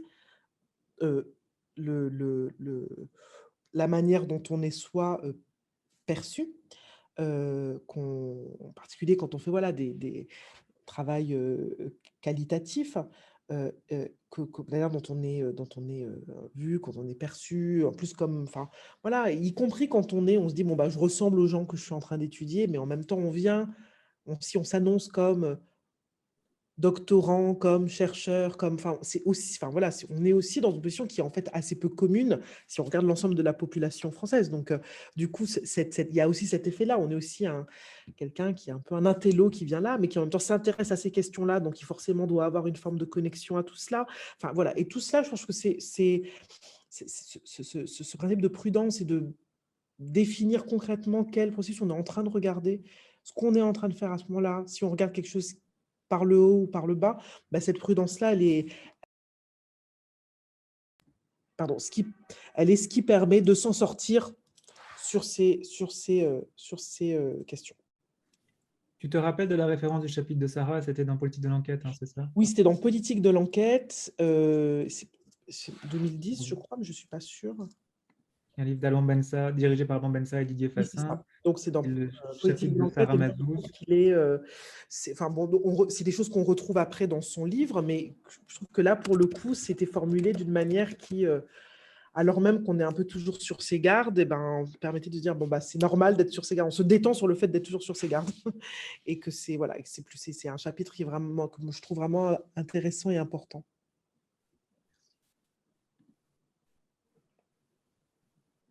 Je veux bien réagir. Et c'est vrai que cette question, enfin moi j'aurais pu passer complètement, je pense, à côté de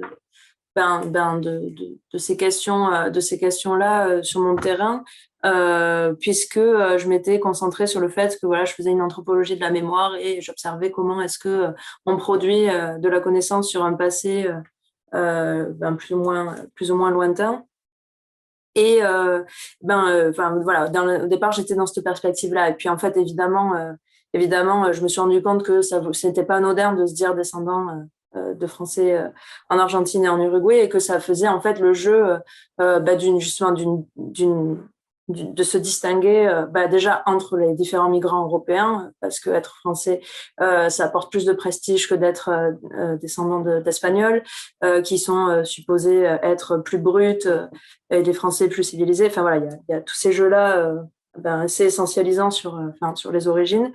Et j'aurais pu aussi complètement passer à côté des enjeux avec notamment voilà, comme je disais, les populations autochtones ou afrodescendantes, et notamment en Uruguay. Si un jour j'avais pas rencontré un de mes interlocuteurs qui a des propos qui m'ont bouleversée, et sincèrement je sais même pas trop quoi en faire aujourd'hui, puisque lui il se désigne comme basque. Il s'est découvert basque à ses 16 ans. Il vient d'un quartier plutôt populaire. Il s'est découvert basque quand il a entendu parler un de ses voisins qui, lui, revendiquait sans avoir aucune honte d'être allemand et nazi. Du coup, il s'est dit, oulala, moi, mon nom, il a quelque chose à dire. Bon, voilà. Donc, il a été creusé de ce côté-là. Si lui, un nazi, avait le droit de revendiquer publiquement son identité de son origine, pourquoi pas lui? Voilà. Et donc, du coup, il a fait tout un travail pour aujourd'hui parler complètement le basque et se sentir basque en Uruguay. Bref, c'est une autre histoire. Mais alors lui, il articule l'histoire du pays de façon complètement, que j'ai vraiment du mal à comprendre, puisque lui, il part du principe que des Basques, en fait, dans l'immigration, ont été, une immigration privilégiée, et ont été, en fait, quelque part victimes d'une traite. Puisqu'ils étaient envoyés, le passage était avancé, et ils étaient envoyés en fait dans les saloirs les saloirs, dans des quartiers populaires pour saler la viande qui était envoyée ensuite aux États-Unis. Donc pour lui, il y a une forme de traite et que contrairement aux personnes noires, les Basques avaient peu de chance parce que ça ne se voyait pas et que du coup ils ne pouvaient pas revendiquer correctement leur histoire et que du coup ils étaient invisibilisés du fait de s'être complètement de ressembler à tous les autres Européens. Donc, bon, là, je sais pas trop quoi faire de ça. Et en plus de ça, après, il me dit, si moi, j'avais eu 1% de sang indigène, j'aurais lutté pour cette cause-là.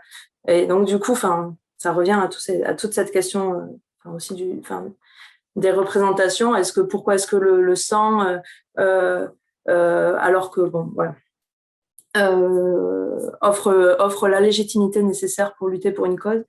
Bon, voilà. Et donc, du coup, c'est vrai que ça m'a permis de voir qu'il y a des jeux d'affiliation qui sont évidemment relatifs selon les contextes et que, évidemment, les sociétés argentines et uruguayennes ne sont pas aussi uniformes qu'elles le laissent croire dans ce Crisol de Raza et que voilà, il y a ces jeux-là. Et voilà, simplement pour dire que cette prudence, elle est intéressante parce que j'aurais pu passer à côté de cette question-là. Voilà, de mon côté. Merci. Moi, j'avais une question sur le temps, sur la temporalité, sur l'histoire aussi. Est-ce que je reprends des tropes qu'on entend assez régulièrement quand on travaille sur ces questions-là, de conflictualité et d'enjeux raciaux dans les Amériques? Est-ce que vous avez le sentiment, je ne donnerai pas mon point de vue pour commencer, que c'est quelque chose qui se radicalise, qui devient plus important aujourd'hui qu'avant? Est-ce que vous avez, parce que on entend assez souvent que c'est un nouveau problème qui se poserait aujourd'hui dans des termes vraiment problématiques, etc. Ou est-ce que vous êtes plus en porte-à-faux vis-à-vis de ces propos-là? Comment est-ce que vous traitez la question, en gros, est-ce qu'on vit aujourd'hui une époque plus tendue ou plus difficile autour de ces questions-là qu'auparavant? Bon. Oui, c'est une question très intéressante et je pense que difficile à répondre. Ça m'a fait penser immédiatement à une conversation que j'ai eue avec mes parents l'année dernière où on parlait justement des manifs en Angleterre autour de Black Lives Matter.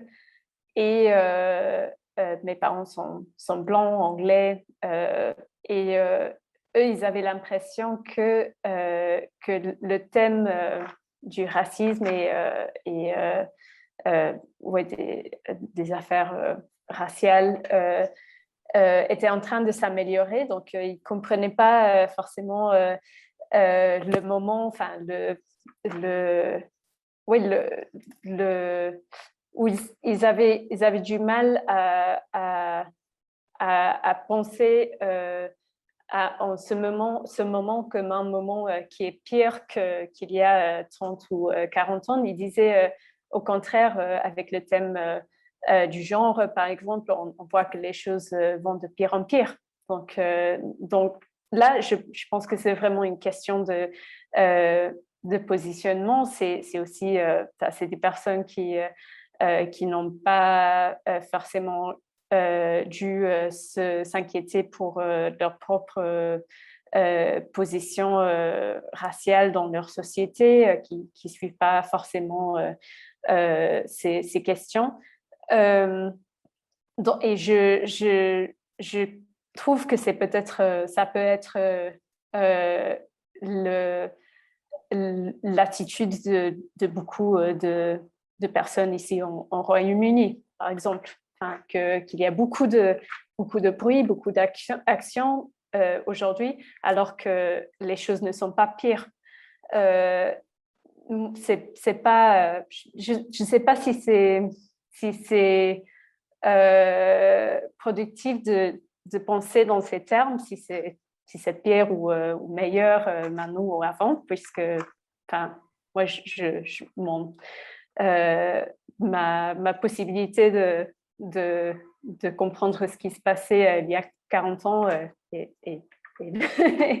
n'est pas très, très grand. Donc, plutôt, je dirais que ce qui c'est en train de produire dans beaucoup de sociétés, c'est une réflexion critique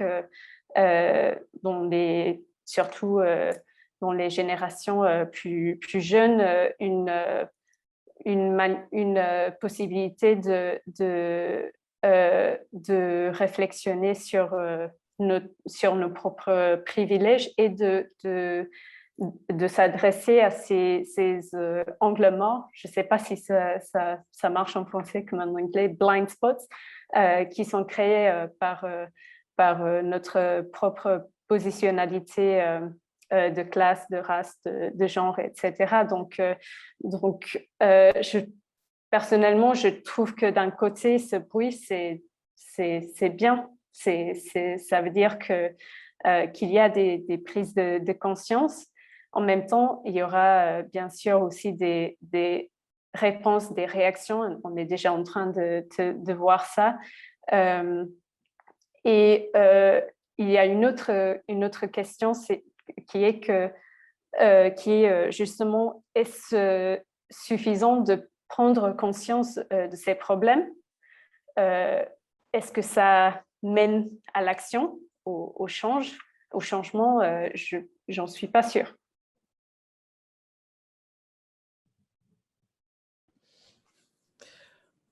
Non, je pense en effet que la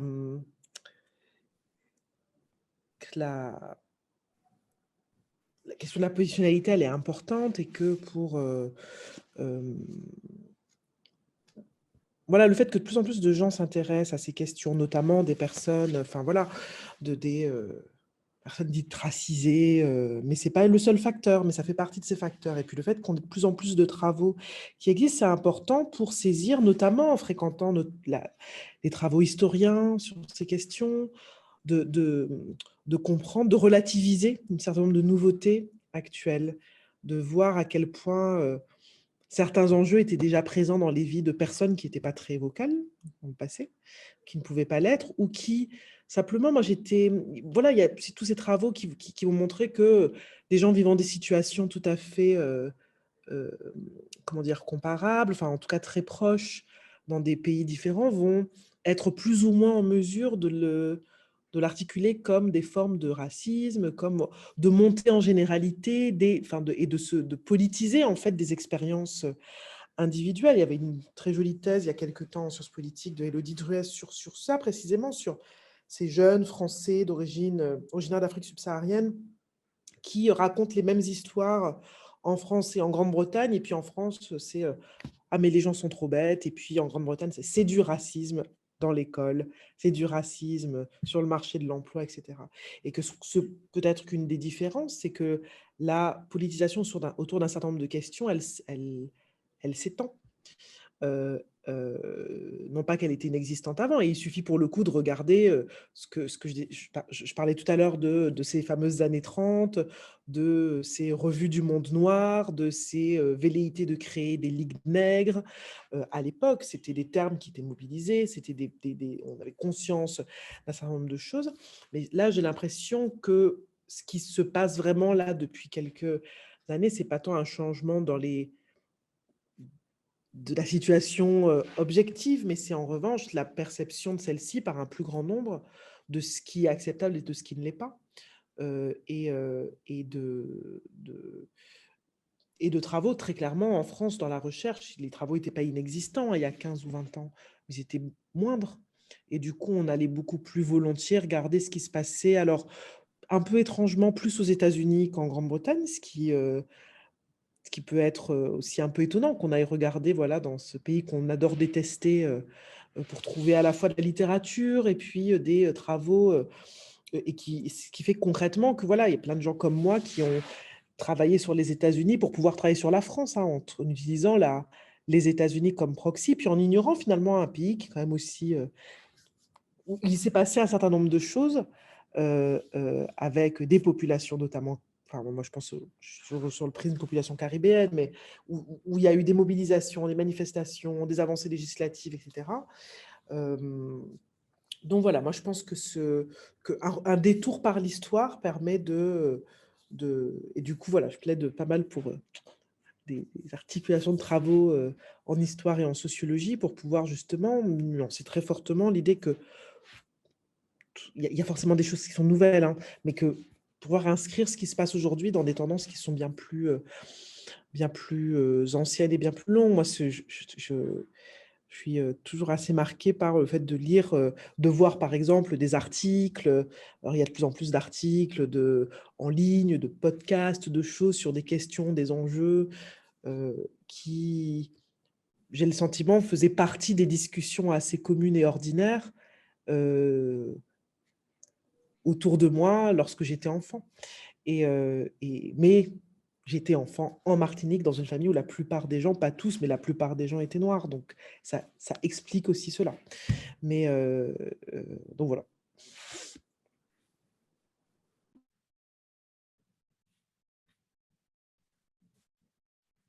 Est-ce que je peux répondre à ma propre question? Maintenant, je vous ai laissé parler.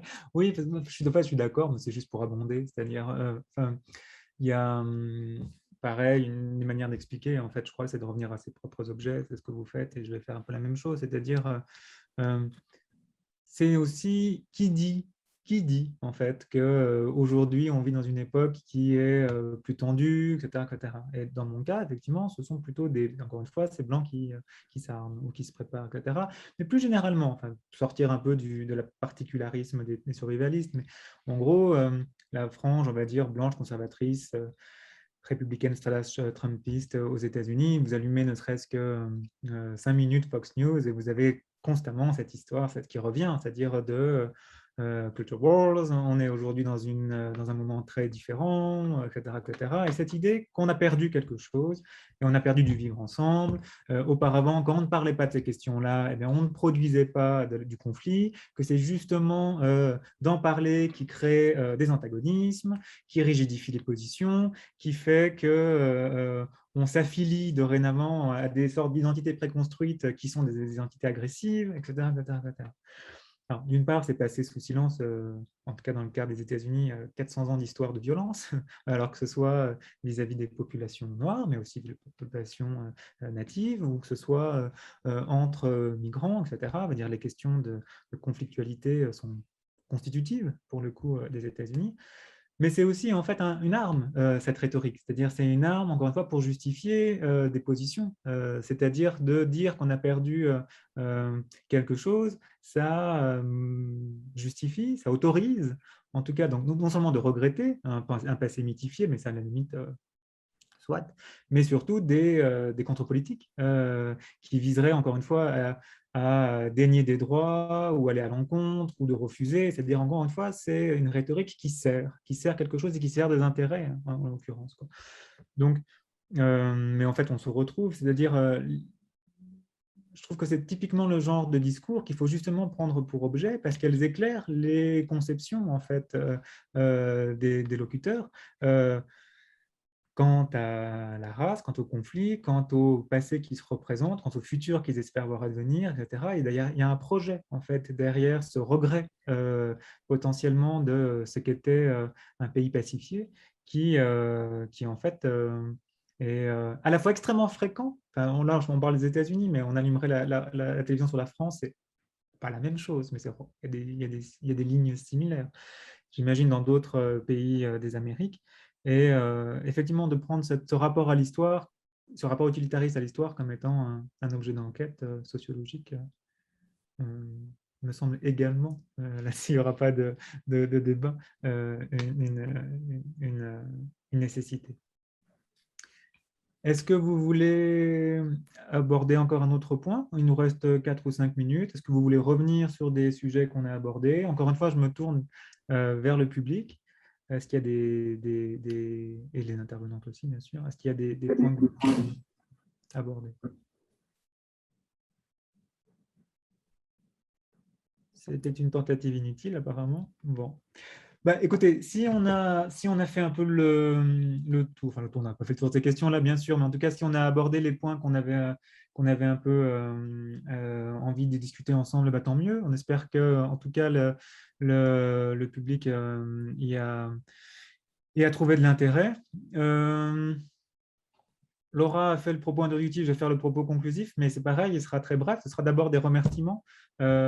Donc, pour nos deux intervenantes qui étaient là également, avec, tu m'excuseras Audrey, mais une mention spéciale aussi pour Sarah qui a parlé dans la langue qui n'est pas sa langue maternelle. C'est jamais facile, on le sait tous quand on travaille sur les Amériques, pour différentes raisons. Donc, merci pour cet effort particulier.